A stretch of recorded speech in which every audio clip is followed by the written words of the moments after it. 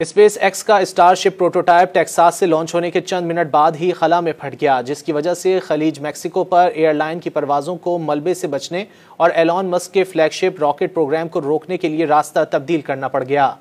Space x mission control का जुमेरात की शाम को जनूबी टेक्सास में रॉकेट स्टेशन से उड़ान भरने के 8 मिनट बाद नए अपग्रेड शुदा स्टारशिप से राब्ता मुनक़ता हो गया। रॉयटर्स की जानिब से जारी वीडियो फुटेज में हेटी के दारुल हुकूमत पोर्ट और प्रिंस के ऊपर आसमान पर रोशनी की नारंगी रंग की गेंदें गर्दिश करते हुए देखी जा सकती हैं। स्पेस एक्स के कम्युनिकेशन मैनेजर डैन हॉवर्ट ने स्टारशिप के गुम होने की तस्दीक करते हुए कहा कि हमने स्टारशिप के साथ तमाम राब्ते खो दिए थे, जिसका मतलब यह है कि हमें ऊपरी स्टेज पर खराबी का सामना करना पड़ा था। एक ऐनी शाहिद के मुताबिक मियामी इंटरनेशनल एयरपोर्ट पर कुछ परवाजें ग्राउंड कर दी गईं। ट्रैकिंग वेबसाइट फ्लाइट रेडार 24 के फ्लाइट रिकॉर्ड की बुनियाद पर कम से कम 20 कमर्शियल परवाजों को दूसरे हवाई अड्डों की तरफ मोड़ दिया गया या मुमकिन मलबे से बचने के लिए रास्ता तब्दील किया गया। स्पेस एक्स के CEO एलॉन मस्क ने एक्स पर एक वीडियो पोस्ट की जिसमें मलबे के मैदान को दिखाया गया है और कहा गया है कि कामयाबी गैर यकीनी है लेकिन तफरीह की जमानत है। स्पेस एक्स ने तजर्बे से कबल इस मिशन की तफसील में कहा था कि स्टारशिप का नया मॉडल